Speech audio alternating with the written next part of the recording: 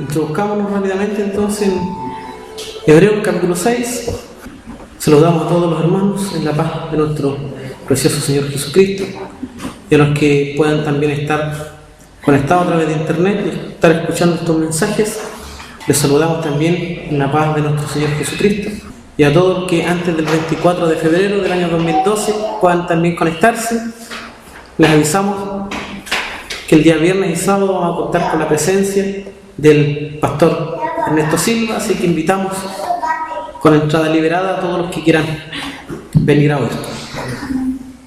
Bueno, Hebreos entonces, capítulo 6, le damos lectura desde el versículo número 1 en el precioso nombre de nuestro Señor Jesucristo.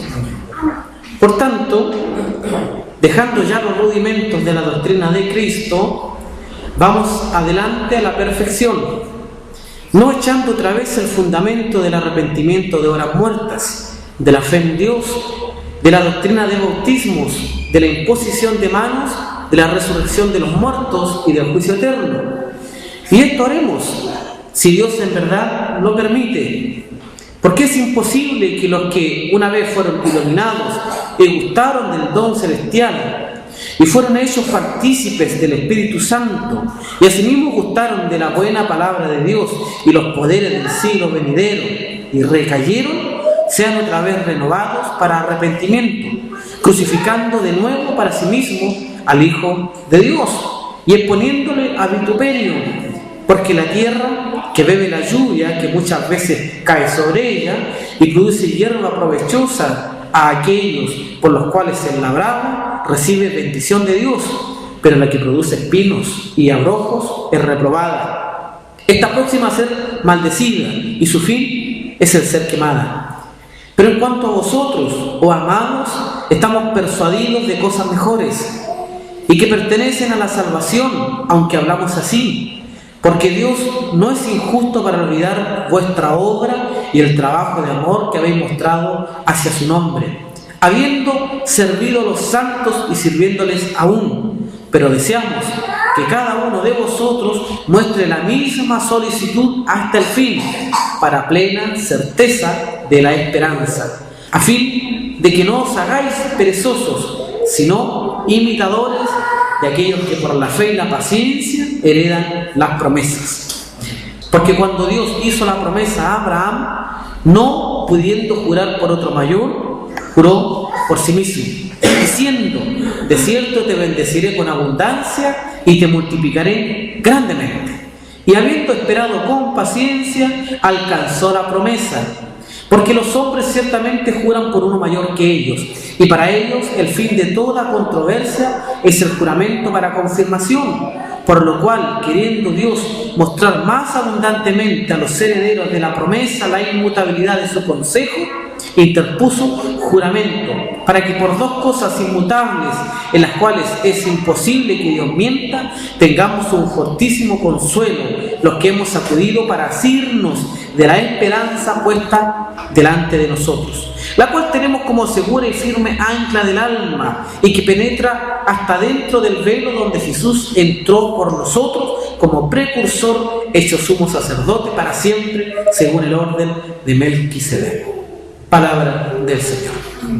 Bueno, ya hemos avanzado hasta el capítulo 6 y los primeros 5 capítulos que ya hemos leído, hemos visto en parte la gloria de la carrera cristiana en Cristo, ¿cierto? Hemos visto cómo va provocando el Espíritu por medio de esta carta a los hebreos a que salgamos de la infancia, salgamos de la niñez, que no nos quedemos allí estancados, por así decirlo, en esos primeros rudimentos que tienen que ver con la primera enseñanza, donde se nos habla del perdón de los pecados.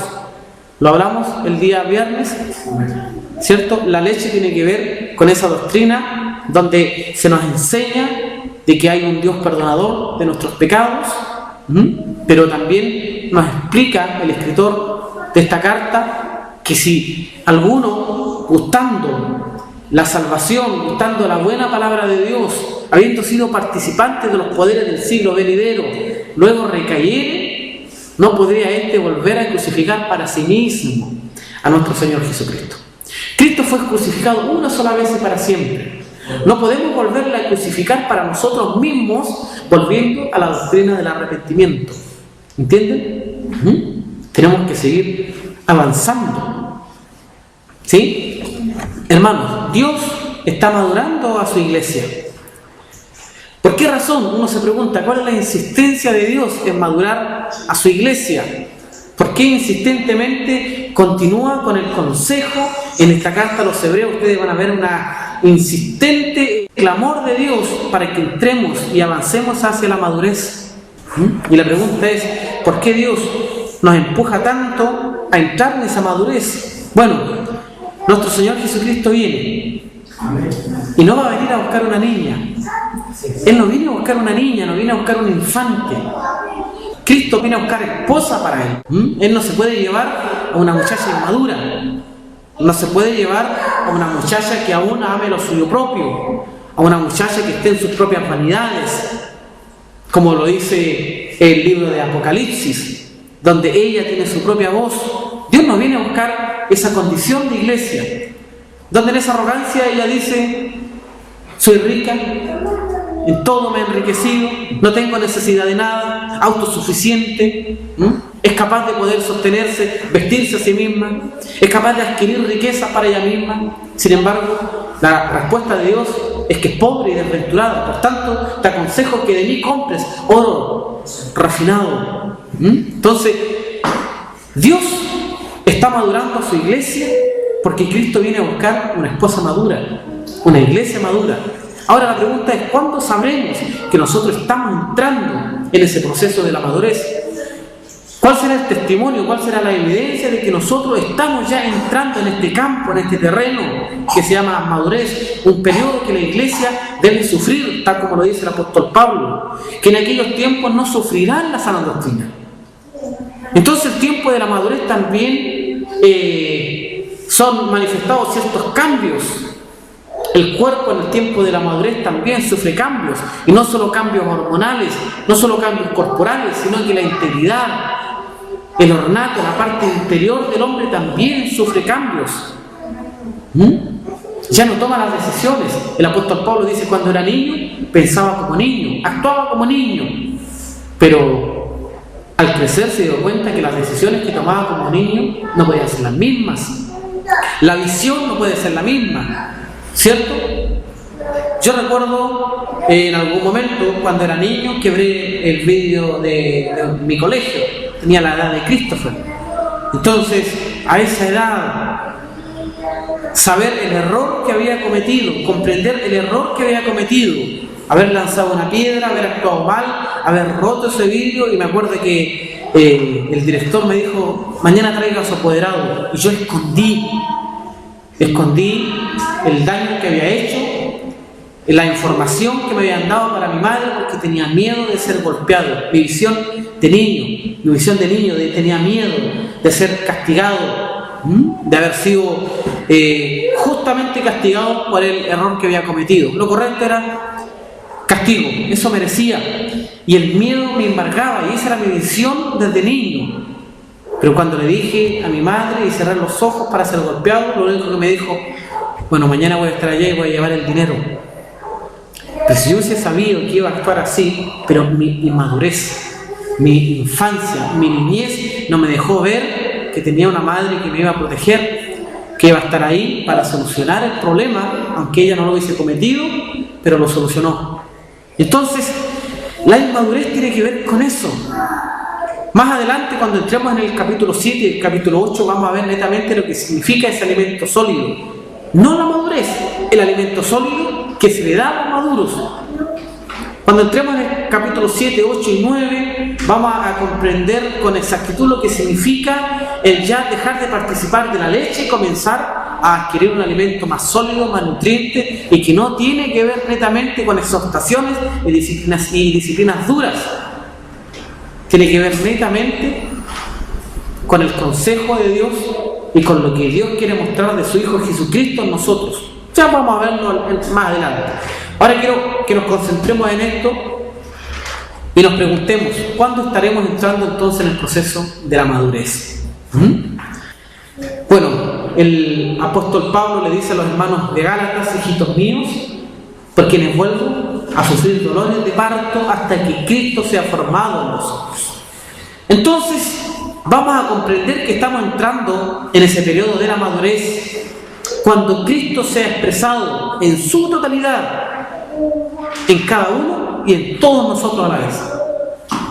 Cuando Cristo sea expresado en su totalidad por cada uno de nosotros, no cuando nosotros seamos expresados, no cuando nosotros seamos vistos, no cuando nos reconozcan. Yo conozco al hermano, el hermano es así, tiene este carácter, es de esta forma, y vamos a entrar en un lenguaje básico que no tiene nada que ver con la escritura ni es bíblico, como cuando decimos hay que aprender a conocer al hermano y tratar de soportarlo en esa condición que es, claro, el que está afuera está bien, pero el que se conforme el tal y diga, bueno, así soy yo y así mi hermano me tienen que querer, me tienen que amar, no, porque no son ustedes los que tienen que ser expresados. Cuando entramos en la etapa de la madurez, no son los hombres, no son los hijos los que son expresados. Vas a ver perfectamente, de pronto sin leer el nombre de una empresa, con el simple hecho de ver el logo, ¿le ha pasado? Una imagen, logra ver que a qué se atribuye ese dibujo, ¿no? Y ya vas a ver, usted le dibujan una sombra de Mickey y sabe que eso es Disney World, ¿o no? Esos logos, esas cosas que son representativas, que son las imágenes. Cristo es la imagen del Dios invisible y la iglesia es la expresión de Cristo. No somos nosotros los que deben ser expresados, no se nos debe conocer como el ministerio de la senda antigua, se nos debe conocer como Cristo mismo, la expresión de Cristo. Aquí en la tierra somos nosotros, somos la iglesia. ¿Ven? Allí estaremos entrando en la etapa de la madurez. Pero de pronto nos damos cuenta que parece que el Espíritu hace una obra tan pequeña en nosotros. Y no tiene que ver con el Espíritu, tiene que ver con la resistencia que nosotros oponemos para que el Espíritu Santo haga esa obra en nosotros, de expresar en su totalidad el nombre de nuestro Señor Jesucristo. Y no solo un nombre, si un nombre lo puede vociferar cualquiera. Nosotros tenemos el conocimiento, nos enriquecemos cuando decimos, no todos o nadie puede llamar al Señor Señor si no es por el Espíritu. Pero yo escucho hablando del nombre del Señor Jesucristo, mencionando el nombre de Dios y teniendo el lenguaje inmundo a la vez. No se cumple allí la Escritura, ¿verdad? Eso es para nosotros. Cuando nosotros nos dejamos enseñorear y decimos verdaderamente que estamos siendo enseñoreados por Él, no podemos decir tal cosa como diciendo yo me dejé enseñorear, yo de alguna manera dejé que Él se enseñoreara de mí, sino que es la obra del Espíritu. Nadie puede llamar al Señor Señor si no es por el Espíritu. O sea, lo que quiere decir que si no es el Espíritu introduciéndose en la vida de un hombre, no puede ser enseñoreado por Dios. ¿Entienden? Pasa que muchos hombres hablan de Dios y no expresan la vida de Dios. No expresan a nuestro Señor Jesucristo. Y si Dios tiene un llamado fortísimo a que entremos en la madurez, es porque quiere que su vida sea expresada por medio de nosotros. Pero hermanos, vamos rápidamente teniendo un recorrido con la Escritura. Veamos Lucas capítulo 11, verso 23. Vamos a ir leyendo rápido, no quiero detenerme mucho para que podamos entender este concepto de la madurez. Lucas capítulo 11, verso 23. El que no es conmigo, contra mí es. Y el que conmigo no recoge, desparrama. Entonces, nosotros tenemos un llamado a avanzar. Estamos llamados a no detenernos. Porque déjenme decirle que el detenerse no tiene que ver solo con un estancamiento. La iglesia completa, la que va a expresar la vida de nuestro Señor Jesucristo, el Evangelio de nuestro Señor Jesucristo, tiene que ser una iglesia que avanza, que no se detiene, que no retrocede. Entonces, muchos piensan que el retroceder es volver netamente a la vida de pecado. Piensas que el retroceder tiene que ver con volver a retomar las cosas que un día se dejaron. Como el apóstol Pablo llega a decir: si yo tomo y edifico las cosas que algún día derribé, transgresor me vuelvo. Transgresor, eso es otra cosa, ¿sí? Entonces, el retroceder, ¿desde dónde parte el retroceder? Hablamos en el capítulo 2 y dijimos que hay una exhortación que parece que tiene que ver con una caída, con algo terrible de llegar a lo más bajo cuando habla del deslizamiento, pero el deslizamiento es algo tan sutil, ¿se recuerdan? El deslizamiento es algo tan simple, tan sencillo, imperceptible a los ojos, incluso al alma. Es imperceptible para el alma se aclimata con el deslizamiento. Entonces, el retroceder también no tiene que ver solo con entrar en una vida de pecado nuevamente, sino que el retroceder tiene que ver con algo. A ver, ¿cómo podemos hacer un ejemplo? A ver, pasa Kevin, a ver, ven un poquito. Y Christopher. ¿Ya? Caminen los dos del parlante hacia allá. Los dos juntos. Entonces, yo no voy a decir cuándo. Quiero que vean lo que muestra el escritor a los hebreos con respecto a retroceder. Porque los hermanos en hebreo estaban pasando por un momento, y dicen los estudiosos del libro de Hebreo, que son hermanos que llevaban entre 5 y 10 años. O sea, llenos de la palabra. Lo vimos el día viernes. Estaban llenos de la palabra. Pero algo pasaba. Algo estaba pasando con ellos. ¿Y qué es lo que pasa generalmente en la iglesia? Entonces, el objetivo de ambos va a ser llegar hacia el micrófono. Ahora caminen y así avanzan los dos juntos. Y así están avanzando. Y avanzan los dos juntos. Ahora el objetivo es hacia el otro lado, pero el Kevin va a llegar hasta la mitad del camino y Christopher va a terminar la marcha. Ahora vayan para allá, hasta el otro parlante. Hasta ahí no va el Kevin. Y sigue avanzando el Christopher. Cristo siguió avanzando con Christopher. Cristo sigue avanzando con los que avanzan. Y el que se detiene inmediatamente quedó atrás. ¿Ven? Y él va a decir: solo me detuve, quedó atrás, por cuanto todo el pueblo de Dios siguió avanzando. ¿Me entienden? Ya, vayan a sentarse, muchachos. Entonces, el retroceder no tiene que ver solo con volver atrás, con el simple hecho de quedarse, detenerse, no avanzar hacia la madurez. El pueblo va a mirar atrás y va a ver que hay uno que está detrás, que ha retrocedido. ¿Me entienden? Eso es retroceder. Por eso es que tenemos un fuertísimo llamado, hermanos, a avanzar. No a detenernos, no podemos detenernos de ninguna manera. No importa que las cosas se vean grises o negras, oscuras. Si nos detenemos, es lo mismo que retroceder. Es lo mismo, hermanos. Volvamos, Hebreo, capítulo 6, verso 1. Por tanto, dejando ya los rudimentos de la doctrina de Cristo, vamos adelante. ¿A dónde? A la perfección. Hermanos, estamos llamados a ir adelante a la perfección. Nuestro llamamiento es ese, es ir adelante a la perfección, a la madurez, al crecimiento, al dejar de desear solamente esa leche que tiene que ver con el perdón de los pecados y estar todos los días constantemente pidiendo perdón por una y otra cosa y volver a pedir perdón por los mismos errores cada día. No podemos estar gustando esa leche todo el tiempo. Tenemos que entrar en otras áreas, en la área de la madurez, porque nuestro llamado es ir adelante hacia la perfección. Hermanos, un hijo maduro, escuchen bien, ¿por qué Dios quiere madurar a su iglesia? Porque un hijo maduro vela por los intereses de su padre. ¿Me entienden?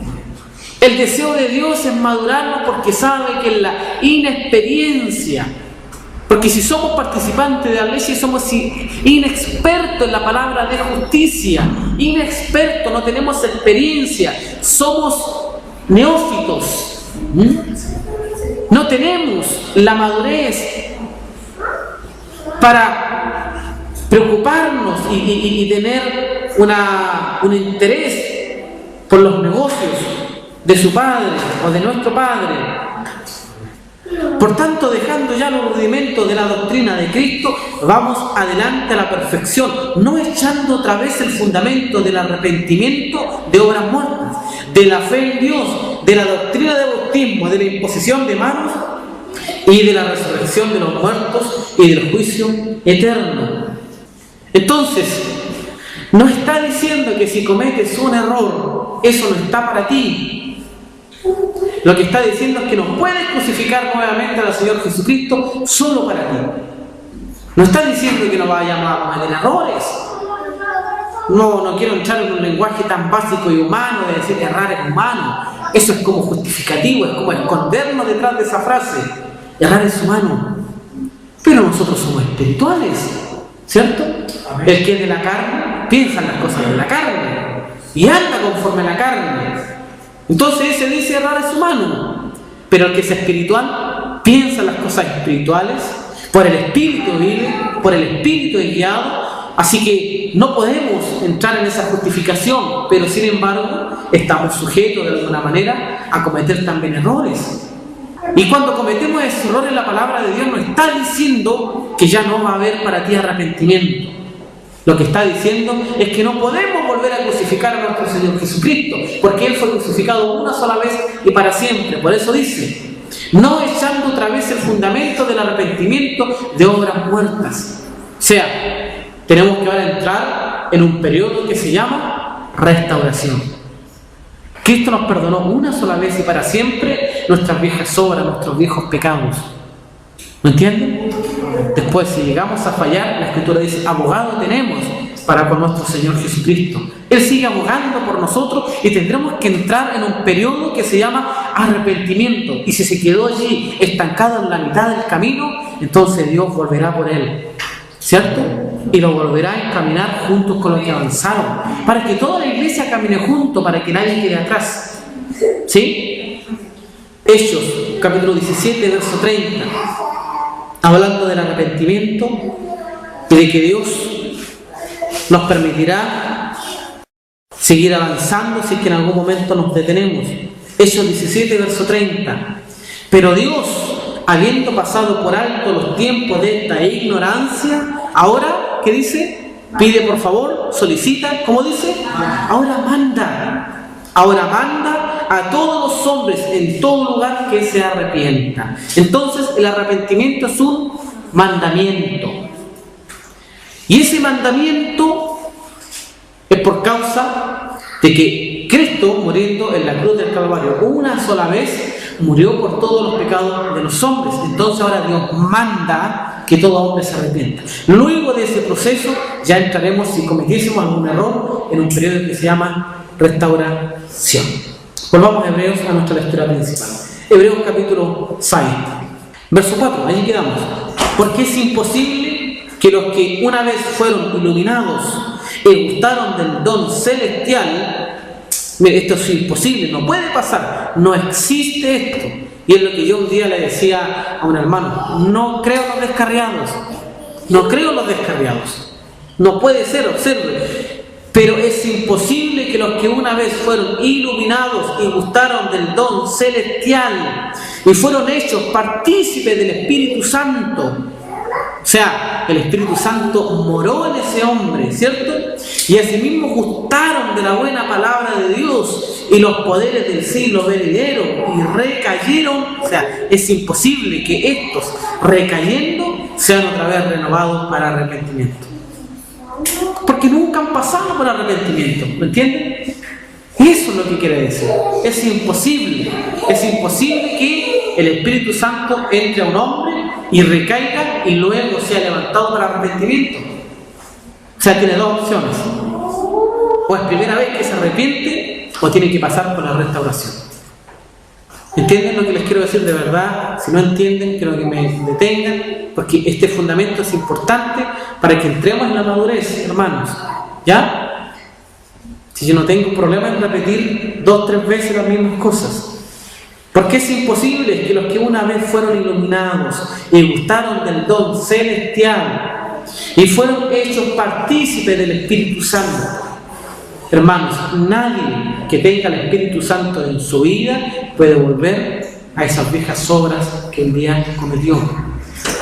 ¿Escuchó? Porque han entrado en el reposo y no podemos volver a esas viejas obras.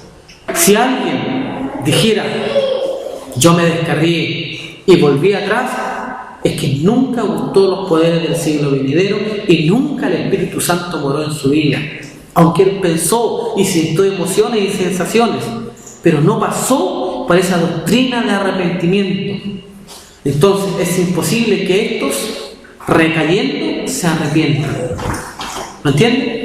Nuevamente, eso es lo que está diciendo. Miren, porque es imposible que los que una vez fueron iluminados y gustaron del don celestial y fueron hechos partícipes del Espíritu Santo y asimismo gustaron de la buena palabra de Dios y los poderes del siglo venidero y recayeron, sean otra vez renovados para arrepentimiento.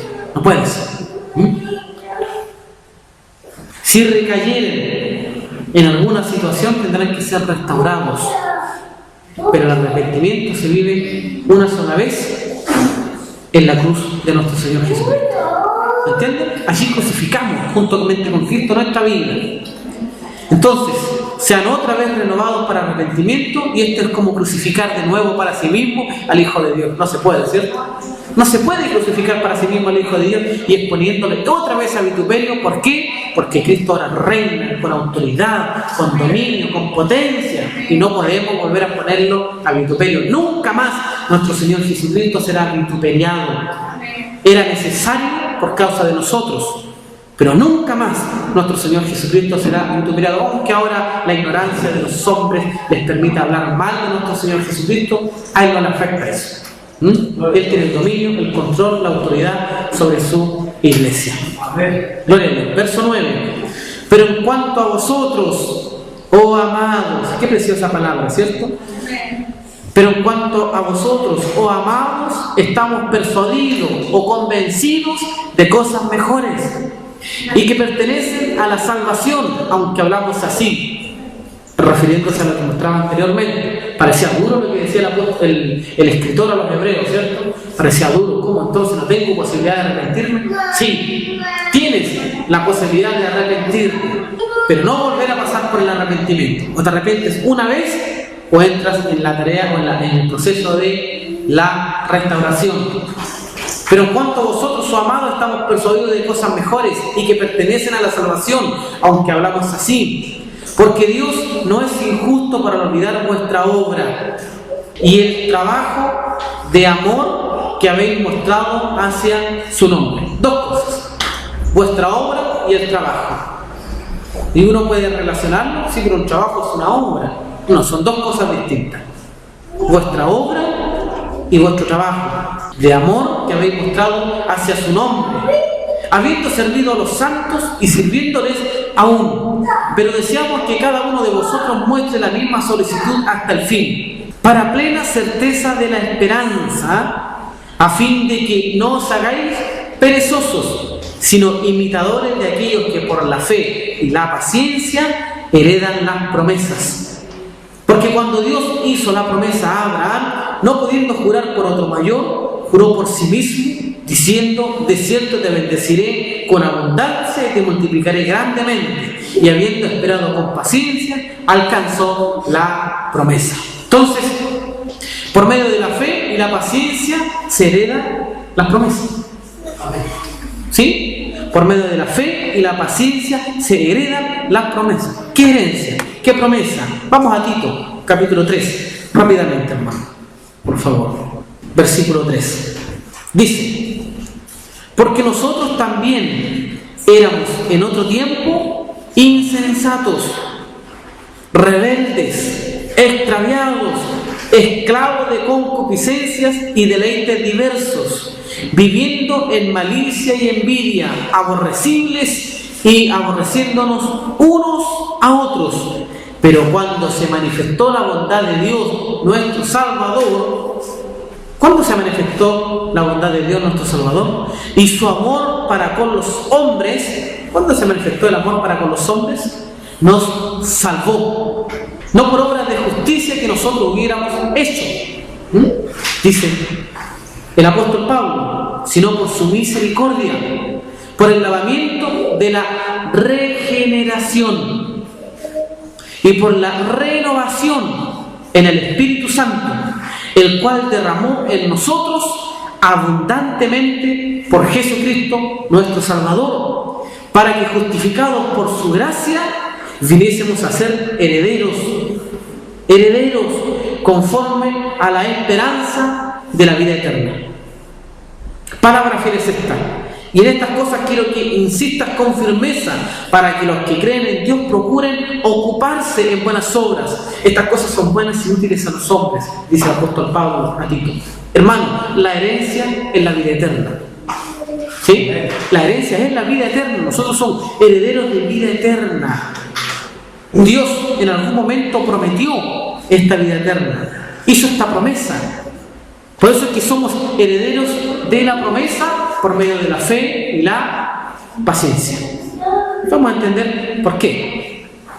Vamos a Hebreos capítulo 10, verso 35. Dice: no perdáis vuestra confianza, que tiene grande galardón. ¿Qué confianza?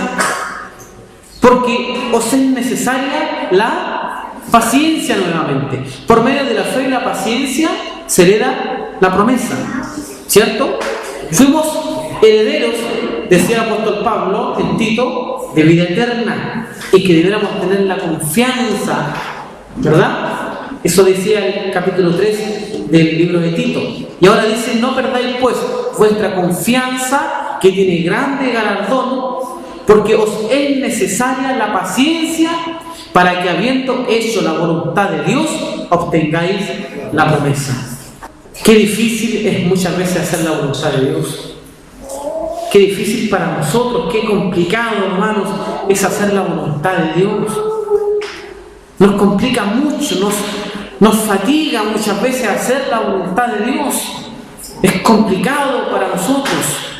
Somos personas tan inestables muchas veces. Tenemos tantos miedos, hermanos. Somos personas llenas de miedo.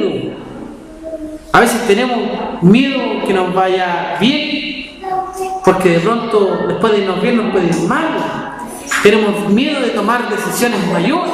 Tenemos miedo de avanzar hacia la madurez. Tenemos miedo de abandonar ciertas cosas. Y tenemos miedo de muchas cosas. Estamos llenos de temores. Y qué difícil es de pronto hacer la voluntad de Dios. Y observen que solo haciendo la voluntad de Dios, hermanos, se puede obtener la promesa. Qué difícil, hermanos. Juan capítulo 6, por favor, hermanos, avancemos.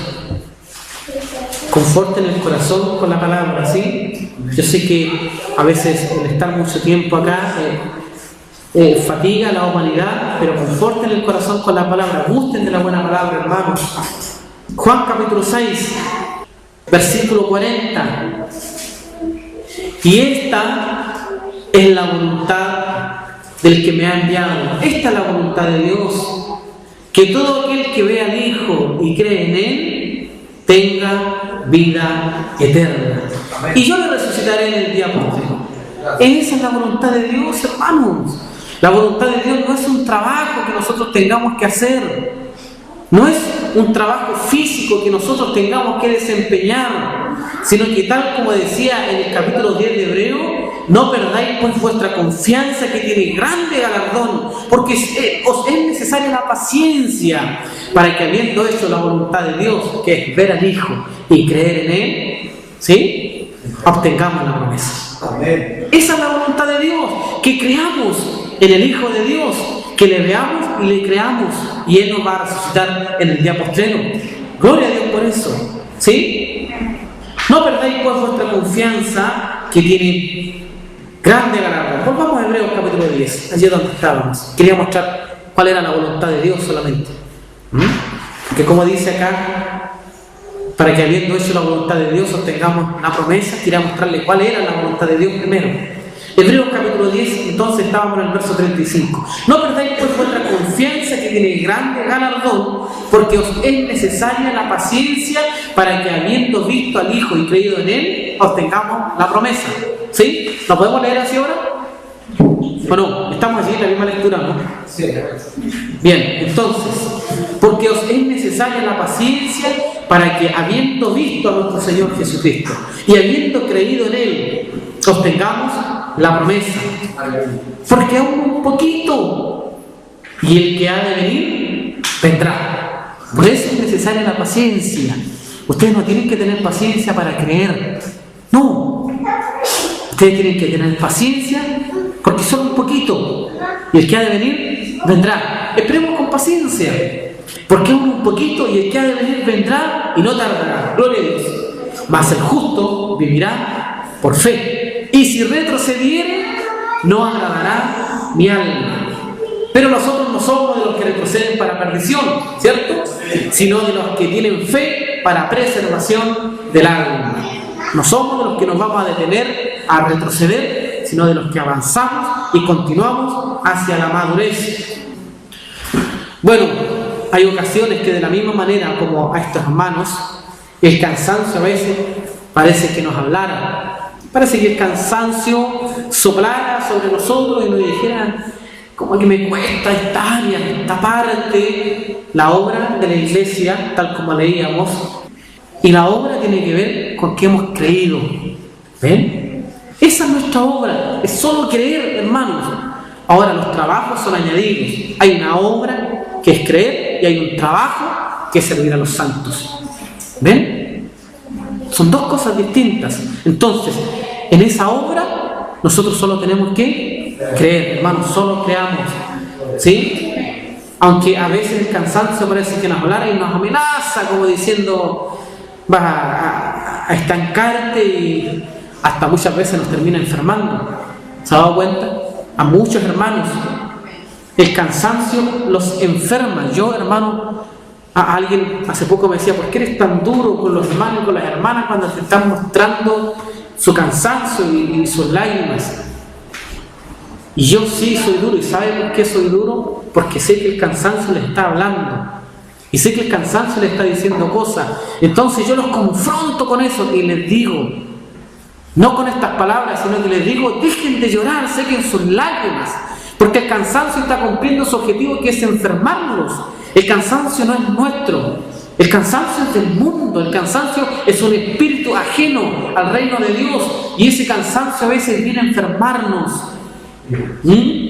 Y si yo les doy auge a eso, les digo, está cansadito, bueno, descansa. No. Yo los he confrontado así y les he dicho, dejen de llorar sus lágrimas. Párense como hombres valientes, como mujeres valientes. Porque el cansancio enferma a los hombres, enferma a las mujeres de Dios. Cuando le colocan oído al cansancio, ven al maestro, le estaban adulando, diciendo, así que tú eres el hijo de Dios. ¿Qué dice él? Tú lo dices. O sea, ni siquiera decir, yo soy, así que puedes soltarme, ya sabes. Sino que observen que si en una adulación él no le dio importancia, ¿por qué nosotros le habremos de dar importancia a las malas palabras? ¿Por qué le habremos de dar importancia a las críticas que nos hacen? ¿Por qué le habremos de dar importancia a las cosas malas, esas cosas que como que no nos aprovechan, no hablan bien de nosotros? ¿Por qué le habremos de dar importancia si nuestro Señor Jesucristo no le dio importancia a una adulación? Pero el cansancio parece que a veces nos habla y nos enferma. Bueno, Dios, que es sabio de principio a fin y en la eternidad, nos da un antídoto, hermanos. Un antídoto precioso en el libro de Hebreos para el cansancio.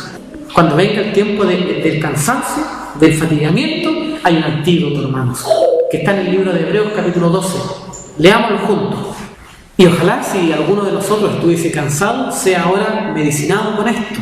Y seamos todos medicinados frente al cansancio. Observe, esta es la medicina. Hebreos capítulo 12, verso 3. Puesto los ojos en Jesús, el autor y consumador de la fe, el cual por el gozo puesto delante de él sufrió la cruz, menospreciando el oprobio, y se sentó a la diestra del trono de Dios.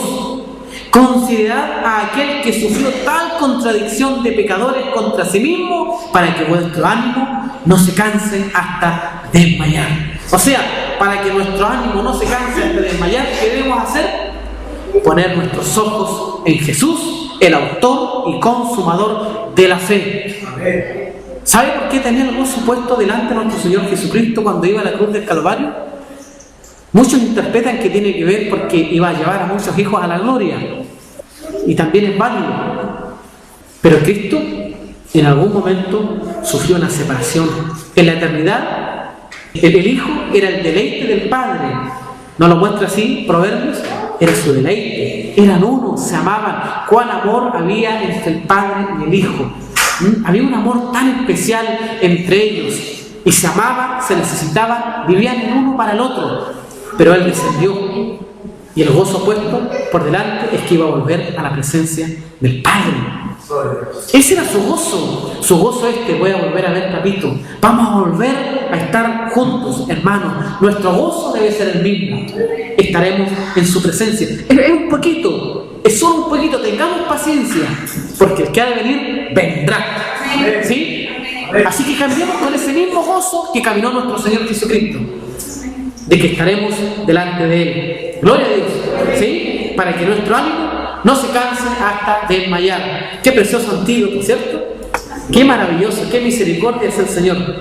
Hebreos, capítulo 1. Quiero mostrar algo y espero el socorro, y esperemos el socorro de parte del Señor en esto. Porque ya lo hemos leído, pero pasamos por alto algo. Yo también lo pasé por alto ese día, pero anoche no me dejó el Señor pasarlo por alto. Así que démosle gloria al Señor. ¿Sí? Hebreos, capítulo 1, verso 1. Dios, habiendo hablado muchas veces y de muchas maneras en otro tiempo a los padres por los profetas, en estos postreros días nos ha hablado por el Hijo, a quien constituyó heredero de todo y por quien asimismo hizo el universo. Heredero de todo, por el cual adquirió al verdadero Hebrón. Gloria a Dios, ¿cierto? Ese era el propósito por el cual adquiriera todas las cosas, para que nosotros fuésemos de su propiedad. ¿Sí?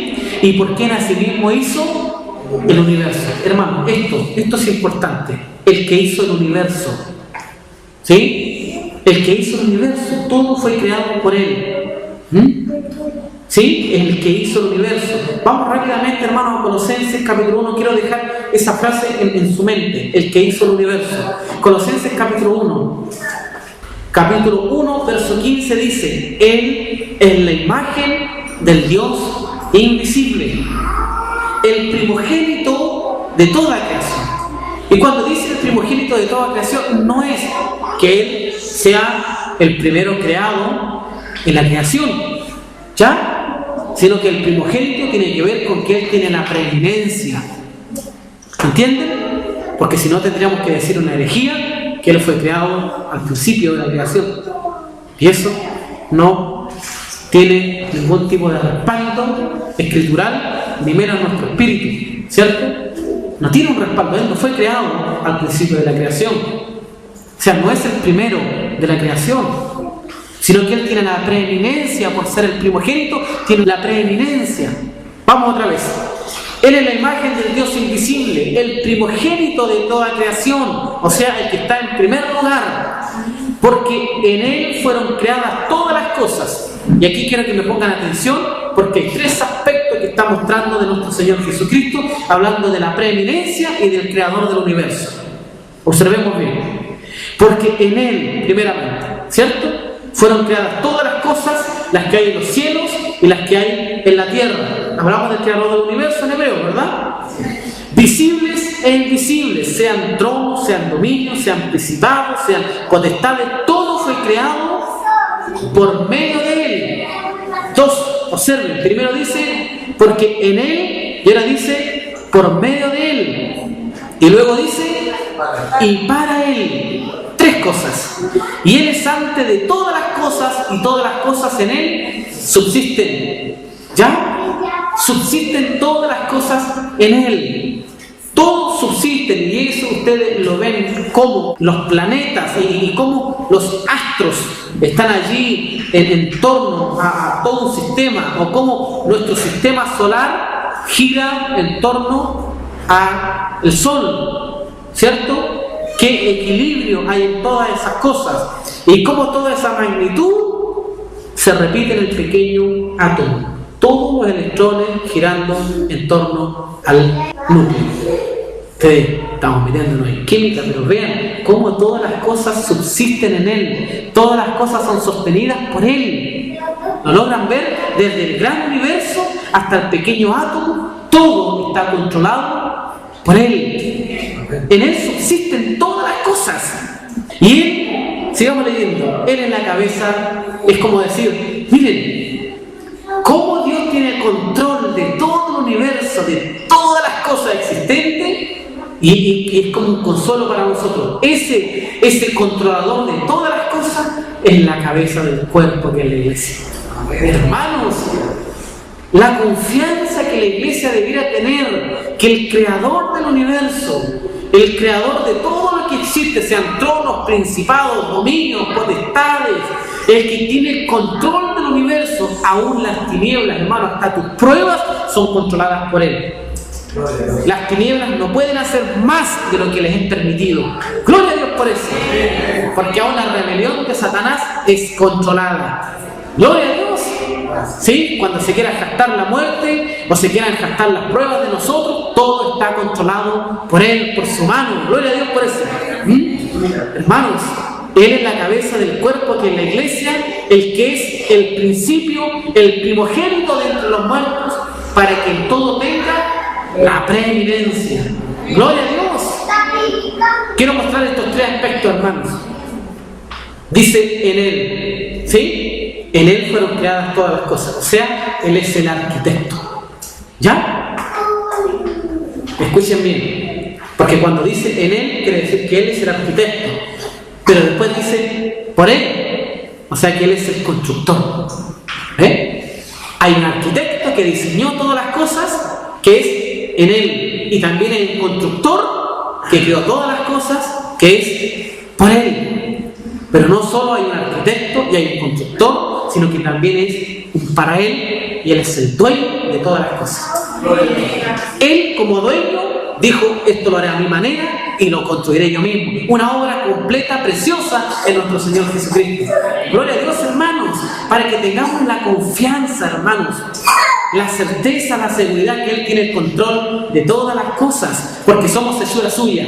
Amén. Creados en Cristo para buenas obras, las cuales Dios preparó de antemano para que anduviésemos en ellas. Hermanos, somos de su propiedad. Él es nuestro dueño y Él tiene el control de todas las cosas, de nosotros, de nuestras pruebas, tiene el control de todo lo que nos pasa. Amén. Gloria a Dios por eso, hermanos. Me recuerdo en el campamento, ahora que les toco esto, de una canción que andaba cantando los muchachos, que era Tilín, Tilón, te doy mi corazón, algo así. Entonces yo me recuerdo que en una oportunidad iba al baño con los dos baldes y le decía: a ti, Señor, te doy mi corazón. Entonces escuché al Señor y me dijo: ¿cómo me puedes dar algo que no es tuyo? Gloria a Dios, hermano. Mi corazón es de Él, le pertenece a Él. Y tu corazón también es de Él, tu vida es de Él, le pertenece a Él, hermanos. Gloria a Dios por eso. Hebreos, capítulo 1. Estábamos allí en algún momento. Volvamos a Hebreos, capítulo 1, por favor, hermanos. Confortemos el corazón con la buena palabra. El cual, verso 3. ¿Sí? ¿Leímos el verso 1? Ahora leamos el verso 3 de Hebreos capítulo 1. El cual, siendo el resplandor de su gloria. Qué preciosa palabra es eso. El resplandor de su gloria. Qué desconsuelo sería para nosotros si no hubiera un resplandor. Qué desconsuelo, hermanos. Pero el mismo que resplandeció en las tinieblas es el que resplandeció en nuestros corazones. Amén. Hermano, el cual, siendo el resplandor de su gloria y la imagen misma de su sustancia, y quien sustenta todas las cosas con la palabra de su poder, estamos sustentados, hermano, con la palabra de su poder, habiendo efectuado la purificación de nuestros pecados por medio de sí mismo, y se sentó a la diestra de la majestad en las alturas. ¿Qué le parece? Estamos sustentados. ¿Qué control tiene Él con su palabra de todas las cosas? ¿Qué dominio, hermanos, tiene Él con su palabra? Nada de lo que nos pase es casualidad. Por eso es que no lloren lágrimas de amargura cuando viene sufrimiento o dolencia. Todo está controlado por Él. ¿Sabe por qué? Porque Él vino a buscar una iglesia madura. Porque para los que aman a Dios, todas las cosas le ayudan a bien, no bien para ustedes, sino para lo que Él se propuso hacer. ¿Sí? Él se propuso madurarnos y llevarnos a las bodas del Cordero, no como invitados, sino como la esposa. Y para eso es necesario que pasemos por diversas pruebas y por diversas situaciones, pero todo es controlado por Él. En Él todas las cosas subsisten y nada queda fuera. Y cuando decimos que todas las cosas, no dejamos nada que se escape de su control. Dios tiene todo el control de todas las cosas, hermanos. Gloria a Dios. ¿Y sabe cómo controla todas las cosas? Con la palabra de su poder. Así le llamo. Y quien sustenta todas las cosas con la palabra de su poder. A ustedes les gusta mucho el Salmo 45. Cuando lo cantamos, rebosa mi corazón, ¿cierto? Mire, leámoslo todos juntos. Salmo 45. Porque hay algo precioso, como ustedes son tan buenos lectores, nos siguen avanzando después y nos pueden enriquecerse en esto. Pero ahora nos vamos a enriquecer todos. Salmo 45. Rebosa mi corazón. Palabra buena. Dirijo al Rey mi canto. Mi lengua es pluma de escribiente muy ligero. Eres el más hermoso de los hijos de los hombres. La gracia se derramó en tus labios. Por tanto, Dios te ha bendecido para siempre. Ciñe tu espada sobre el muslo. O sea, ¿qué significa eso? Haga una promesa. ¿Se acuerda que Eliezer se le colocó la espada sobre el muslo? Hizo una promesa. Una promesa. Y eso es lo que se le está diciendo. Ciñe tu espada sobre el muslo, comprométete, haz la promesa, oh valiente, con tu gloria y con tu majestad. En tu gloria sé prosperado. Y esta es la palabra, hermano, tan gloriosa. Cabalga sobre palabra de verdad, hermanos. Tiene tal dominio con su palabra que Él cabalga en su palabra. Él monta la palabra y cabalga sobre la palabra. Hermanos, qué riqueza hay en eso. Tu diestra te enseñará cosas terribles. Gloria a Dios por eso, hermanos. ¿Qué control tiene el Señor con su palabra? Él cabalga en su palabra, hermanos. No tiene que luchar con ella, no tiene que transar con ella, cabalga con su palabra. ¿Qué dominio tiene Él por el poder de su palabra? Volvamos a Hebreos capítulo 6, el texto original, después nos escapamos un poco y terminemos la lectura. Gloria a Dios. Comprométete, se le dijo al Señor. ¿Ve? Haz un juramento. Hebreos capítulo 6. Y quedamos, si no me equivoco, en el verso 16. Dentro de todo, las ramas hacia donde nos fuimos. Porque los hombres ciertamente juran por uno mayor que ellos. Y para ellos el fin de toda controversia es el juramento para confirmación.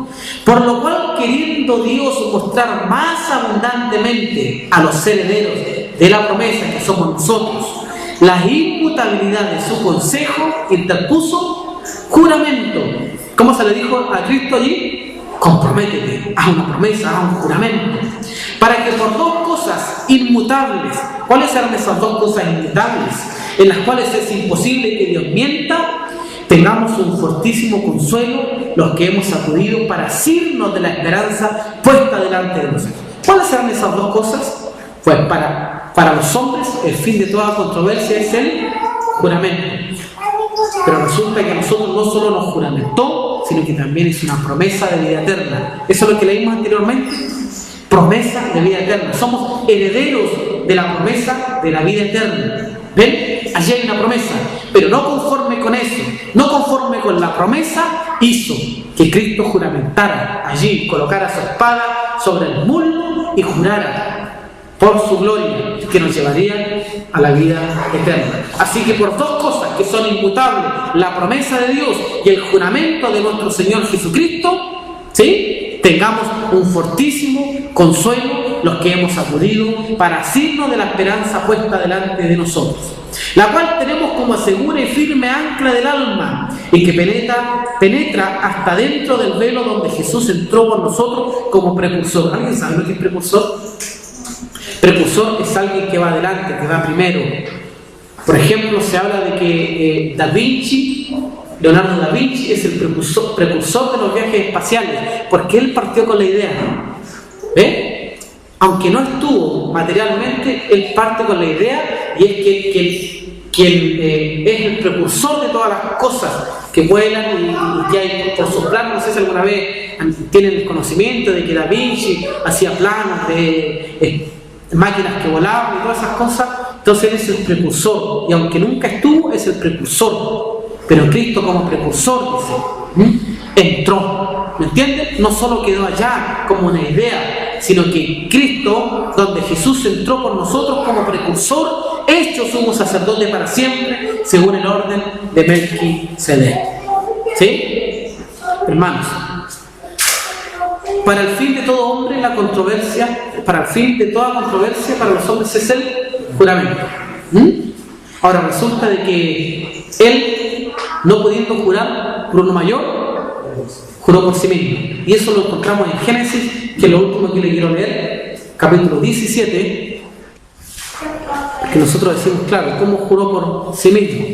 Pero ahí, en la lectura que hemos pasado por alto, en Génesis capítulo 17, el verso 1 dice: era Abraham, de edad de 99 años, cuando le apareció el Señor y le dijo: yo soy el Dios Todopoderoso. O sea, ¿cómo se presentó Dios? Como el Todopoderoso. O sea, Él tiene el control de todas las cosas, Él tiene todo el poder. Yo soy el Dios Todopoderoso. No le dijo soy Yahvé, no le dijo soy Jehová. No, el Dios Todopoderoso. ¿Sí? Anda delante de mí y sé perfecto. Punto aparte. No hay una coma, es un punto aparte. Porque alguien podría decir, y pondré mi pacto. Entonces, como decirle, para que el pacto sea puesto, anda delante de mí y sé perfecto. No, no es así. Es un consejo, es un mandamiento, y ustedes saben que cuando Dios habla así sobre la vida de un hombre, sobre la vida de una mujer, eso hará. ¿Sí? Claro, si es Dios hablando al corazón de ese hombre y diciendo, anda delante de mí y sé perfecto, es lo mismo que se le dijo a la mujer que fue encontrada en adulterio: vete y no peques más. Esa mujer, estoy seguro que nunca más pecó, porque el que habló en su corazón tenía la autoridad para cumplir la demanda que había soplado sobre esa mujer. ¿Entienden? Por eso es que cuando a nosotros se nos dice: sé pues perfecto, como vuestro Padre en los cielos es perfecto, o sé santo como vuestro Padre es santo, no es una demanda para que nosotros nos esforcemos, sino aquel que está soplando en el corazón cumplirá con esa demanda en nosotros. ¿Lo entienden? Entonces, Dios dijo a Abraham: anda delante de mí y sé perfecto. ¿Ven? Y pondré mi pacto, ¿en qué dice? ¡Qué arrogancia hay en eso! Alguien podría decir, entre los hombres, ¿no es primero la otra persona y después yo? ¿Ven? ¿Lo entienden? Alguien podría decir, ¿cómo es posible? No habrá sido correcto decir, y pondré mi pacto entre ustedes y yo. Pondré mi pacto entre tú y yo.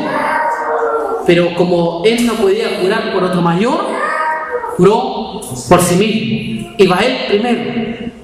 Y por sí mismo dice, pondré mi pacto entre mí, primero él. O sea, él va a cumplir primero con el propósito. Él va a cumplir primero con el pacto. Me pongo yo primero porque no puedo jurar por otro mayor. Yo me comprometo, yo juro, pondré mi pacto entre mí primero y luego ti. Y te multiplicaré en gran manera. Entonces Abraham se postró sobre su rostro y Dios habló con él diciendo: he aquí mi pacto es contigo y serás padre de muchedumbre de gentes, y no se llamará más tu nombre Abraham, sino que será tu nombre Abraham, porque te he puesto por padre de muchedumbre de gentes y te multiplicaré en gran manera y haré naciones de ti y reyes saldrán de ti. Cumplió el pacto. Cumplió el pacto. Hermanos, con su sangre nos ha hecho reyes y sacerdotes, y reyes salieron de él. Salieron reyes de Abraham. Nosotros somos reyes y sacerdotes por su sangre, y cumplió su pacto. ¿Ven? Cumplió, ¿no? Porque él prometió primero por él: entre mí y ti, y estableceré mi pacto entre mí y ti. Otra vez, ¿ve? Y tu descendencia después de ti, en sus generaciones, por pacto perpetuo, para ser tu Dios, y el de tu descendencia después de ti. Y aquí estamos, la descendencia de Abraham.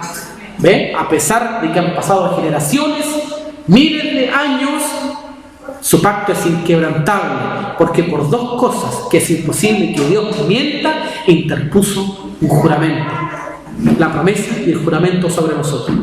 Hermano, con confianza, con seguridad, con tranquilidad, vamos adelante a asirnos de la esperanza puesta por delante de nosotros. Amén.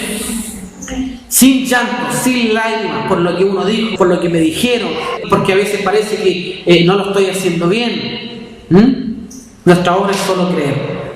Solo creamos y esperemos con paciencia, porque solo un poquito y el que ha de venir vendrá. ¿Sí? Gloria a Dios.